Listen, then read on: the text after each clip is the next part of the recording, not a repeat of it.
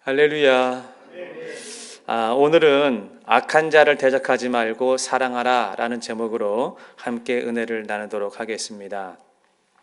예수님께서 산상수훈에서 말씀을 시작하시면서 제일 처음 시작한 말씀이 어떤 말씀인지 기억하고 있습니까? 팔복이죠.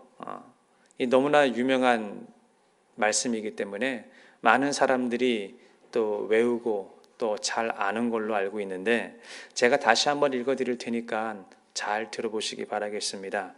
심령이 가난한 자는 복이 있나니 천국이 그들의 것이며, 애통하는 자는 복이 있나니 그들이 위로를 받을 것이며, 온유한 자는 복이 있나니 그들이 땅을 기업으로 받을 것이며, 의에 줄이고 목마른 자는 복이 있나니 그들이 배부를 것이며, 긍휼히 여기는 자는 복이 있나니 그들이 긍휼히 여김을 받을 것이며, 마음이 청결한 자는 복이 있나니 그들이 하나님의 일컬음을 받을 것이며, 화평케 하는 자는 복이 있나니 그들이 하나님의 아들이라 일컬을 것이며, 의를 위하여 박해를 받는 자는 복이 있나니 천국이 그들의 것임이라. 자, 이 말씀이 있고 난 뒤에 곧바로 연결되는 내용이 노하지 말아라, 간음하지 말아라, 맹세하지 말아라, 악한 자를 대적하지 말고 원수를 사랑해라, 이런 류의 말씀을 하셨습니다. 산상수훈의 말씀에서 예수님께서 서두에 말씀하신 이 팔복이라고 하는 내용을 뺀다면, 제가 늘 말씀을 드리지만 우리가 일상의 삶에서 착하게 살아라, 바른 생활을 해라, 이런 생활 윤리 교범과 다를 것이 없다라고 말씀을 드렸습니다. 자, 그렇다면 예수님께서 왜 산상수훈에서 팔복으로 말씀을 시작을 하시면서 그 다음에 따라오는 말씀이 조금 더 신앙적인 말씀, 아니면 영적인 말씀, 이런 말씀을 하지 않으시고, 화내면 안 된다, 간음하지 말아라, 그리고 어딘가 함부로 맹세도 하지 말고, 너희가 살다가 나쁜 사람을 만나면 그들을 대적하지 말고 사랑해라, 이런 말씀을 하셨을까라는 것입니다. 이것은 바로 우리가 일상적으로 살아가는 우리의 지극히 그 평범한 우리의 삶이 신앙과 아주 긴밀한 관계가 있다라는 것입니다. 그래서 신앙은 신앙이고 내 삶은 삶이고, 이것이 양분되지 않아요. 신앙과 삶은 하나이기 때문에 예수님께서는 산상수훈에서 믿는 자들을 대상으로 팔복을 말씀하시고, 그 다음에 우리의 삶에 대한 이야기를 하신 것입니다. 분노를 조절해라, 문란한 생활을 하면 안 된다, 세상에 맹세하거나 그들을 따라가지 말아라. 이것은 전부가 다 우리 삶에서 일어나는 이야기입니다. 안 그렇습니까? 그러니까 신앙이라고 하는 것은 요즘 같은 코로나 시대에 진짜 신앙이 드러나게 되어 있는 거예요. 그동안에 우리는 교회 중심의 삶을 살았습니다. 그런데 코로나 때문에 교회 나오지 못하기 때문에 우리가 가정에서, 또 직장에서, 그리고 또 우리 일상의 삶에서 우리 신앙의 삶이 진짜냐 가짜냐가 드러난다는 것이죠. 그래서 오늘은 우리가 우리 삶 속에 대하는 그 태도 가운데 오늘은 어떻게 해야 되는지, 악한 사람을 만났을 때, 나를 힘들게 하는 사람을 만났을 때 어떻게 해야 되는지 예수님께서 하신 말씀을 근거로 살펴보고자 합니다. 먼저 마태복음 5장 39절을 보시게 되면 이렇게 말씀합니다. 나는 너에게 이르노니 악한 자를 대적하지 말아라 라고 말씀했습니다. 자, 성도 여러분, 여기에 지금 본문에 나와 있는 악한 자가 누구라고 생각을 하십니까? 강도라고 생각을 하십니까? 아니면 도둑놈이라고 생각을 하십니까? 여기서 말하는 이 악한 자, 이 악하다라고 하는 것은 그 원어 사전에 찾아보면 이 포노스라고 나와 있는데, 이 포노스라고 하는 것이 나에게 고통을 주는, 또 나에게 아픔을 주는 이라고 하는 뜻이라고 합니다. 그렇다면 나에게 고통을 주고 나에게 아픔을 주는 사람이 강도하고 도둑만 있습니까? 만약에 이 악한 자가 강도하고 도둑이라면 우리가 일생을 살아가면서 강도를 몇 번 만납니까? 도둑을 몇 번 만나겠습니까? 예수님께서 강도 도둑을 피하라고 이런 말씀을 하신 게 아니라는 것입니다. 그보다 더 중요한 것은 우리가 더 자주 만나고 더 많이 만나는 사람들이 있어요. 그 사람들이 나를 힘들게 하고 나에게 고통을 줄 수도 있고 나에게 아픔을 줄 수 있다라는 거예요. 그러니까 여기서 악한 자라고 하는 것은 강도나 도둑이 아니고 너 주변에 가까이 있는 사람들이라는 것이죠. 그럼 생각해 보세요. 여러분 지금 설교를 들으시면서 내 주변에 아주 가까이 있으면서 나를 때로는 힘들게 하는 사람이 있어요. 또 나를 때로는 아주 당황스럽게 만들고 어렵게 만드는 사람들이 있습니다. 누굽니까? 지금 여러분이 생각하는 바로 그 사람들. 바로 그 사람들을 대적하지 말아라 라고 말씀을 하는 겁니다. 사람들은 가끔 이런 말을 하는 걸 들어보았습니다. 나는 빚지고는 못 살아. 아마 여러분들도 이런 말 하거나 아니면 많이 들어보셨을 거예요. 사람들이 나는 빚지고는 못 살아 이런 말을 언제 사용하죠? 내가 남에게 어떤 빚을 진 게 있는데 내가 꼭 그 어떤 물질적인 빚을 진 게 있으면 내가 그걸 꼭 나는 갚아줘야 되는 성격이야 이런 뜻으로 말하는 겁니까? 아니면 내가 억울한 일을 당했는데 내가 손해보는 일을 당했는데 나는 절대로 참지 못해. 나는 반드시 되갚아줘야 돼. 어느 뜻으로 우리는 나는 빚지고 못 살아 이런 말을 하죠? 아마 후자일 것입니다. 손해본 것은 내가 반드시 갚아줘야 직성이 풀린다는 것이죠. 이처럼 우리는 눈은 눈으로 이는 이로 갚아야 한다는 것에 익숙해 있습니다. 그걸 들어왔고 또 그렇게 배우고 자랐습니다. 마태복음 5장 38절을 보십시오. 또 눈은 눈으로 이는 이로 갚으라 하였다는 것을 너희가 들었으나 그랬습니다. 이게 지금 예수님께서 하신 말씀이에요. 유대인들에게 너희는 눈은 눈으로 이는 이로 갚으라는 것을 듣지 않았느냐 그랬습니다. 자, 유대인들이 이런 말을 어디서 듣고 어디서 배웠습니까? 하나님의 말씀인 모세오경에서 듣고 배웠습니다. 출애굽기 21장 24절과 25절을 보십시오. 눈은 눈으로 이는 이로 손은 손으로 발은 발로 25절 보시면 데운 것은 데움으로 그러니까 뜨거운 것으로 피해를 받았으면 뜨거운 것으로 퍼부어주라는 것이죠. 상한 것은 상한 것으로 그러니까 다친 것은 똑같이 다치게 하라는 것이고 그리고 때린 것은 때림으로 갚아주랍니다. 여러분 지금 이 말씀이 어디 나오는 말씀이죠? 출애굽기에 나오는 말씀입니다. 모세오경 가운데 레위기를 하나 더 보겠습니다. 24장 20절을 보시게 되면 파상은 파상으로 그러니까 부상을 당했으면 똑같이 부상을 시키라는 거고요. 눈은 눈으로 이는 이로 갚을지라 남에게 손상을 입힌 대로 그대로 그렇게 하라라고 말하고 있습니다. 이건 어디에 나오는 내용입니까? 레위기에 나오는 이야기입니다. 성도 여러분, 성경에 이런 말씀이 있다는 것 알고 계셨습니까? 이 말씀만 본다면 여러분 어떻습니까?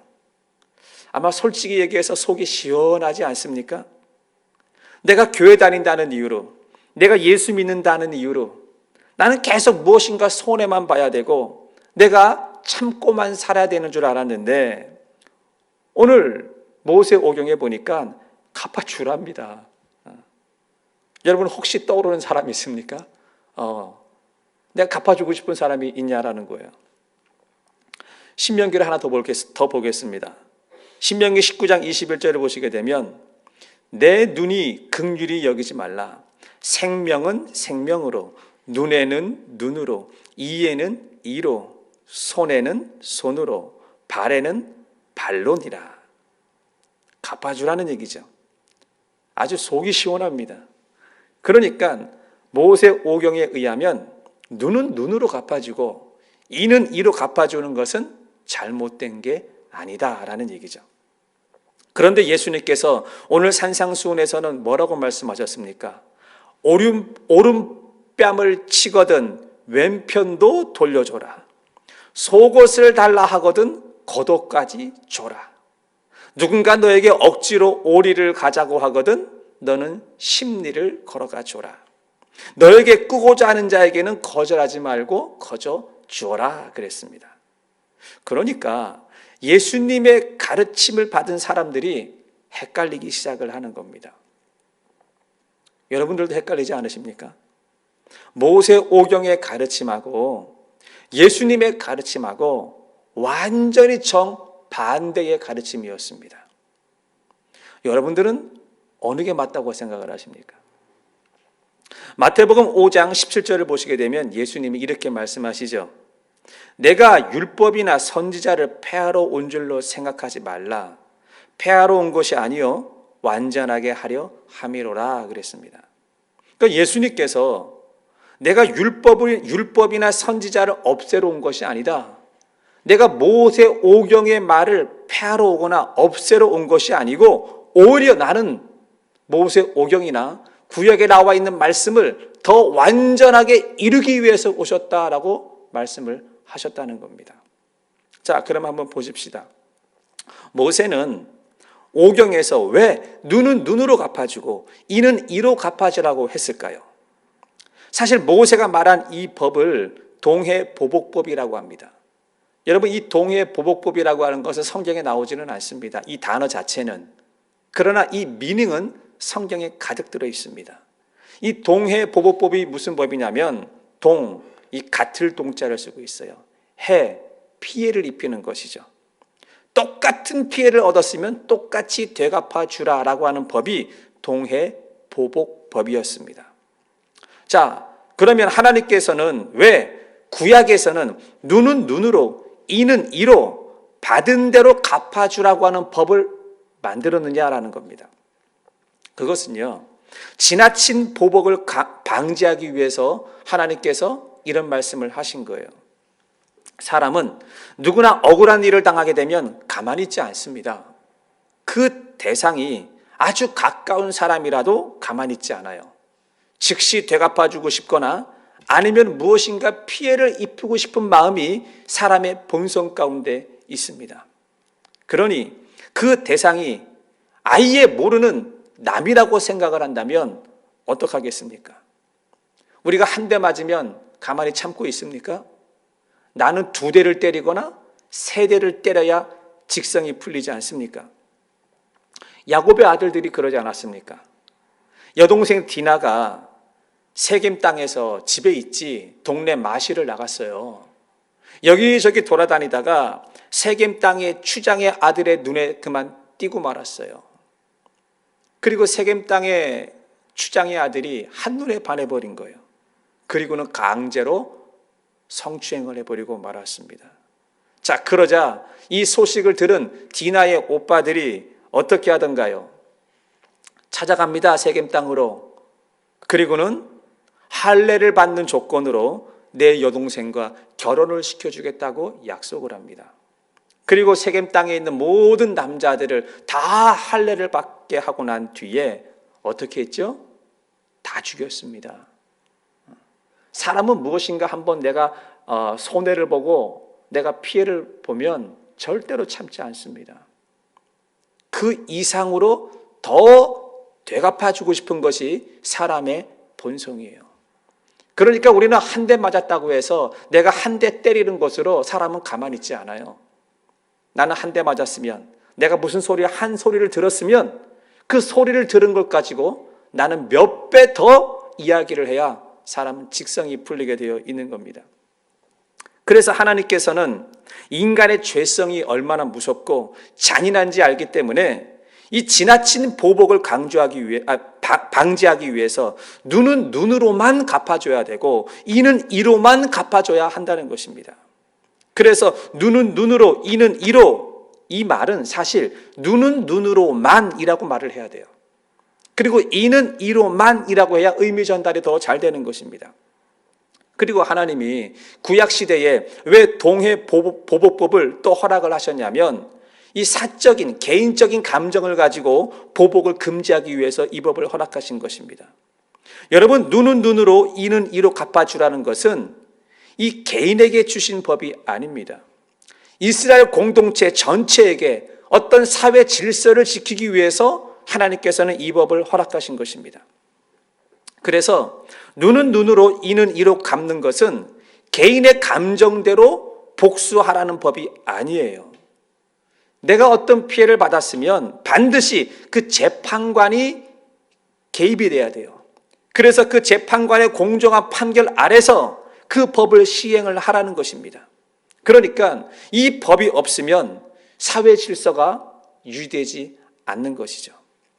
그리고 하나님께서 구약시대에 동해보복법을 허락하신 것은 죄를 예방하기 위해서 눈은 눈으로 이는 이로 갚아주라고 한 것입니다. 여러분, 내 눈이 귀하면 상대방의 눈도 귀한 거 아닙니까? 내 치아가 소중하고 귀하면 남의 치아도 소중하고 귀한 것 아니겠습니까? 그러므로 내 것이 아니라고 해서, 내 눈이 아니고 내 치아가 아니라고 해서 함부로 때려주거나 함부로 손해를 입혀서 죄짓지 말라는 것입니다.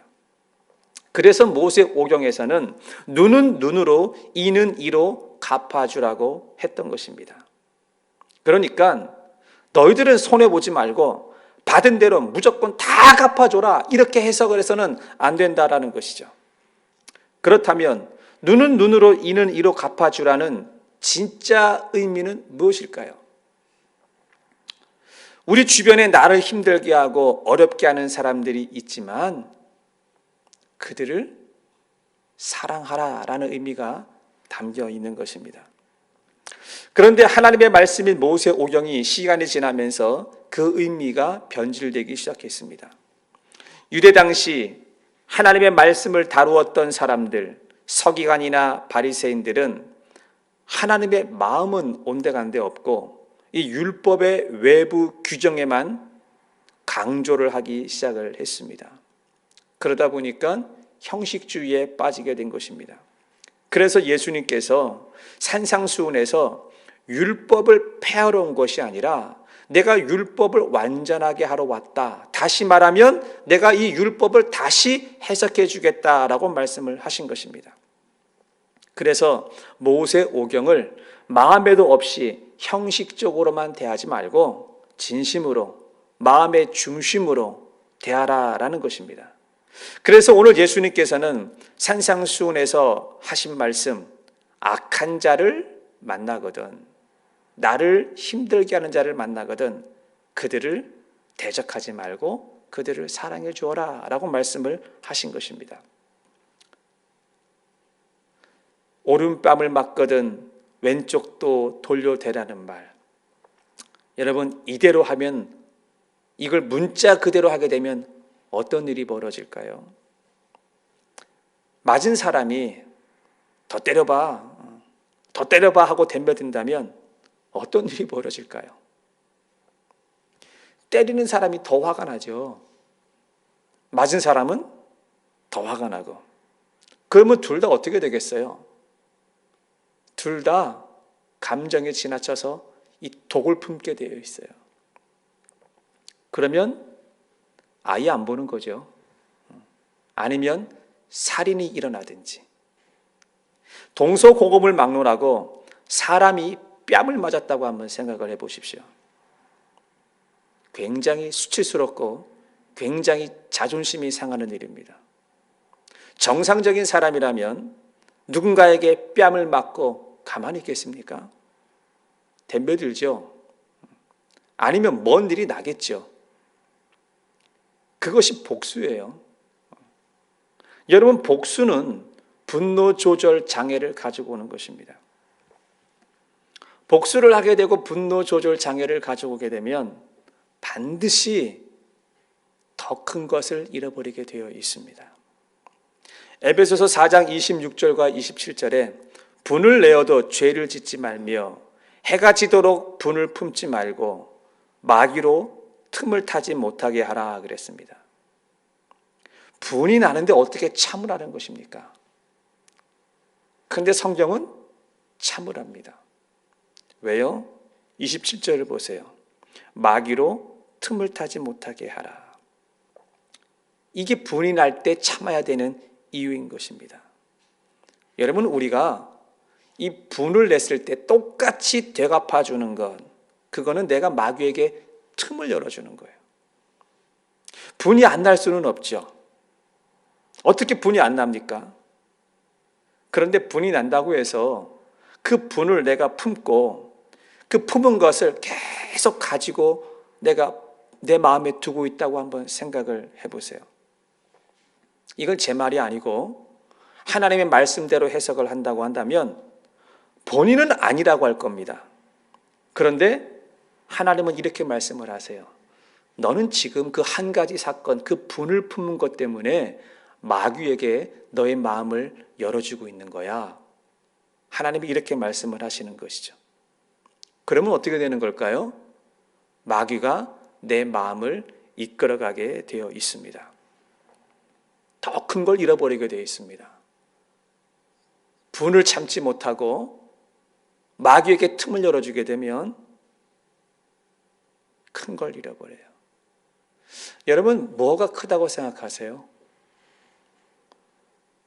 저는요, 사람이 제일 크다고 봅니다. 분을 내면 곁에 있을 사람이 없어요. 아무리 친한 사람이고 내가 아무리 신뢰하고 그 어떤 누구도 분을 내보십시오. 한두 번이 아니고 그 분된 걸 가슴에 품고 살아간다면 누가 곁에 있겠습니까? 또 한 가지 더 큰 걸 잃어버리는데 가장 큰 것은 자기 자신의 건강입니다. 여러분, 분을 낸다는 것은 알게 모르게 내가 내 건강을 해치는 거예요.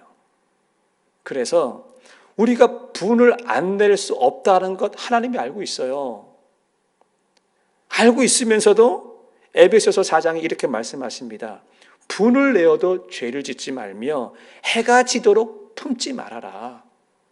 그러니까 분 내지 마라 이 말씀이 아니라 분 낼 수 있지. 그런데 이것을 해가 지도록 품고 있어서는 안 된다라는 얘기예요. 그러면 누군가 이런 말을 하겠죠. 그럼 어쩌란 말입니까? 화가 나는데. 화가 나서 너무너무 죽겠는데 무조건 참으라는 얘기냐? 아니에요. 성경을 크게 보십시오. 원수 갚는 것은 누구 손에 달렸다고 그랬죠? 나의 손에 달려 있습니까? 하나님의 손에 달려 있습니까?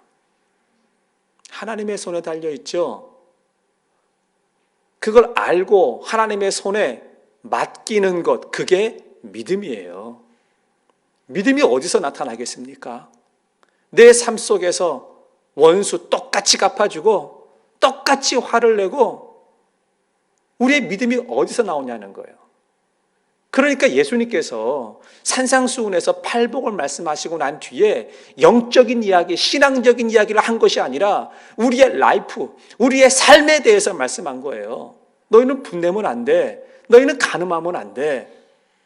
너희는 거짓 맹세하면 안 돼. 전부가 다 우리의 삶을 다루고 있는 것입니다.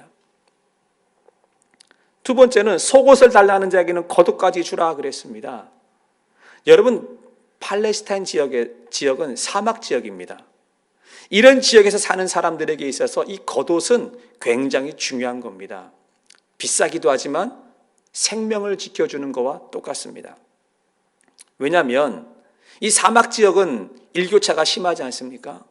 그러니까 밤에 잘 때 이 겉옷을 두루마리 같은 것을 덮고 자야 되는 아주 생활에 중요한 필수품이라는 것이죠.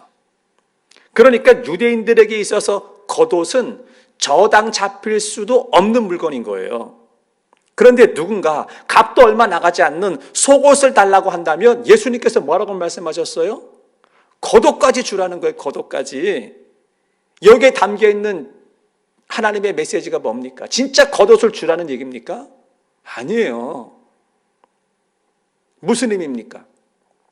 그런 마음으로 속옷도 줘라. 이렇게 말씀하시는 거예요. 또 누구든지 너에게 억지로 오리를 가라고 하면 그와 함께 십리를 가주라 그랬습니다. 예수님 당시는 로마 시대가 지배하던 시대였죠.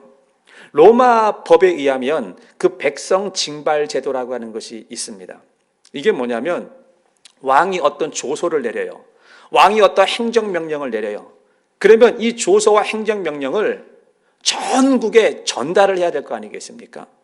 그러면 전달하려면 뭐 지금같이 셀폰이 있습니까? 이메일이 있습니까? 죽으나 사나 사람이 들고 뛰는 수밖에 없어요. 그러니까 사람을 뽑아야 징집을 해야 돼요. 의무적으로 징집을 해야 돼요. 마치 남자가 군대를 가듯이.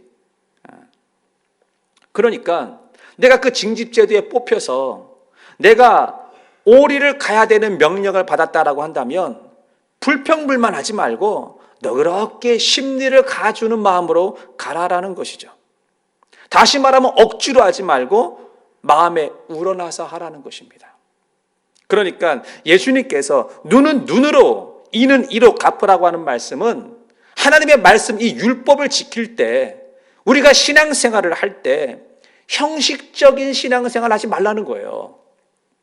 진심을 담아서 마음에 우러나와서 우리가 마음으로 신앙생활을 해야 한다라는 뜻입니다. 그래서 마태복음 5장 17절에 이렇게 말씀하신 것입니다. 내가 율법이나 선지자를 폐하러 온 줄로 생각하지 말라. 폐하러 온 것이 아니요 완전하게 하기 위해서 왔다라고 그랬습니다. 예수님께서 구약의 율법을 무시하거나 없애려고 온 것이 아니라 완전하게 하기 위해서 왔다. 어떻게 해요? 율법을 지키되 몸도 중요하지만 너희가 마음이 따라와서 율법을 지켜야 한다라는 것입니다. 그러니까 내 주변에서 너를 실망시키거나 너를 힘들게 하는 사람이 있고 또 너를 정말로 어렵게 하는 사람이 있다면 없을 수가 없죠. 그를 미워하거나 증오하지 말고 그럼에도 불구하고 너는 내 마음의 평정을 잃지 말고 그 사람을 진실함으로 대해줄 수 없겠느냐라는 것입니다. 그런데요, 솔직히 말하면 이게 잘 안 돼요. 성도님들은 잘 되십니까? 그래서 율법의 완성은 사랑이라 그랬고 사랑으로 율법을 지키라고 말씀하고 있는 것입니다. 마태복음 5장 46절 47절을 보시게 되면 너희가 너희를 사랑하는 자를 사랑하면 무슨 상이 있으리요 세리도 이와 같이 하느니라 그랬습니다. 죄인들도 자기를 좋아하는 사람만 좋아한답니다. 그렇다면 너희들도 똑같지 않느냐라는 얘기죠. 47절에 또 너희가 너희 형제에게만 무난하면 아는 사람에게만 인사를 하면 남보다 더하는 것이 무엇이냐 이방인들도 이와 똑같이 한다 그랬습니다. 늘 그렇지만 설교를 준비하고 말씀을 선포하면서 제 자신부터 찔리는 말씀이 너무 많습니다. 오늘의 말씀도 그렇습니다. 47절에 보면 너희가 너희 형제에게만 무난하고 인사를 하게 되면 남보다 다를 게 무엇이 있느냐. 내 마음에 드는 사람, 나하고 친분이 있는 사람, 내가 인사하고 싶은 사람이 있어요. 내가 그들에게만 Hi, say, hello 이렇게 인사를 하게 되면 이방인들하고 똑같은 게 뭐니? 지금 예수님은 산상수훈에서 우리의 삶을 말하고 있는 겁니다. 자, 교회 와서 얼굴이 마주쳤는데 인사하고 싶지 않은 사람들이 있습니다. 그래서 인사도 안 하고 지나가요. 상대방이 어떻게 생각할까요? 나는 그렇다 치더라도 저 사람이 나를 못 봤겠지. 아니면 저 사람이 좀 무슨 일이 있나 봐. 이렇게 이해해 주는 사람은 거의 없다라는 겁니다. 그들이 어떻게 생각할까요? 왜 저래? 나한테 왜 그러는 거야? 그리고는 무시받았다는 느낌이 듭니다. 그러면 똑같이 이는 이로 눈은 눈으로 갚아주는 성향이 우리에게는 있기 때문에 그래? 나도 인사 안 해. 이렇게 되는 거죠. 그러면 더 큰 걸 잃어버리죠. 사람을 잃어버리고 거기서 끝나는 것이 아니라 하나님과의 관계에서 소통이 막혀버리는 것입니다. 그러니까 산상수훈에서 말하려고 하는 것은 우리의 믿음과 신앙이 아주 큰 거를 지켜라, 이걸 말씀하는 게 아니에요. 무난 인사 같은 것, 우리 생활에서 아주 작은 거 아니에요? 안녕하세요. 하이. 집사님 어떻게 지냈어요? 아주 작은 거잖아요. 이 인사조차도 형식적으로 하지 말고 마음을 다해서 본심으로 해줄 수 없느냐? 이게 지금 산상수훈의 내용 가운데 하나라는 것이죠. 오리를 가자 그러면 심리를 가주는 마음, 속옷을 달라고 하면 겉옷을 주는 마음으로 하라는 것입니다. 이게 어떻게 가능하냐는 거예요. 싫은데 가능해요. 어떻게 가능하냐? 사랑하면 돼요. 사랑하면 모든 걸 다 뛰어넘게 되어 있습니다. 오늘이 어버이 주일입니다. 지난 주 중에 이 중국에서 있었던 뉴스를 제가 하나 소개할까 합니다. 어떤 아들이 늙은 노모를 병간호하는 것이 너무 힘들었습니다. 그래서 이 살아계신 어머니를 이 푸대자루에 담아서 산채로 묻어버렸어요. 그리고 며느리가 신고를 했어요. 어머니가 안 보이니까. 그래서 이 사실이 세상에 들통이 되었는데 3일이 지난 후에 경찰들이 안매장한 곳으로 찾아가서 이 땅을 파보았더니 글쎄 기적같이 그 할머니가 살아있는 거예요. 정말 기적 아닙니까? 근데 이것이 세상에 더 큰 뉴스거리가 된 것은 그 할머니가 자기 아들이 처벌받는 것이 너무너무 싫었던 거예요. 그래서 우리 아들을 처벌해 주지 말라고 청원서를 냈대요. 아니 이게 말이 됩니까? 제가 이 기사를 보고 있는데 전도사님이 갑자기 제 방에 찾아와서 그러는 거예요. 목사님 이 뉴스 보셨습니까? 그러는 거예요. 제가 금방 봤잖아요. 그리고는 저한테 이렇게 묻는 거예요. 목사님은 이 사람에 대해서 어떻게 생각하세요? 이렇게 물었어요. 그런데요, 제가 잠시도 망설임이 없이 뭐라고 말한 줄 아십니까? 이런 놈은 이 어머니를 묻었던 그 무덤에 똑같이 파묻어 버려야 돼. 제가 이렇게 말을 했어요. 그리고는 순간 하고 제가 입을 막으면서 이게 내 모습이구나.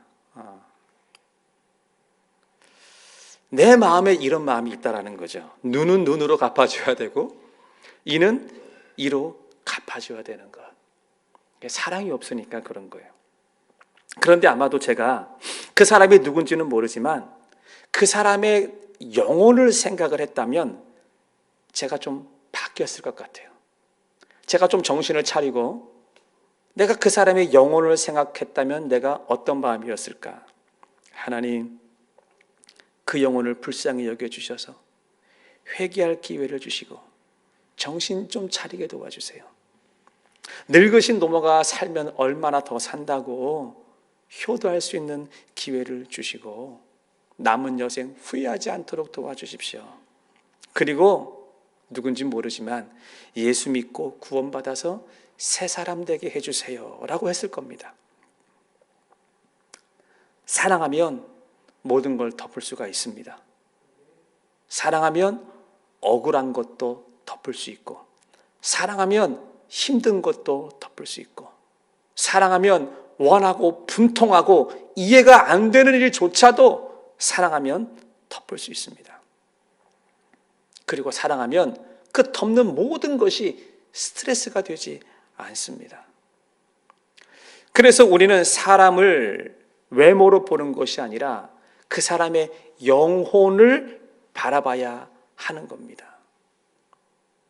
사람의 겉모습을 보면 나하고 스타일이 달라서 사랑할 수가 없어요. 말하는 게 마음에 안 들어서 사랑할 수가 없어요. 그런데 영혼을 바라보면 사랑할 수 있다라는 것입니다. 하나님, 저 영혼을 불쌍히 여겨주세요. 이런 기도를 할 수가 있다는 거죠.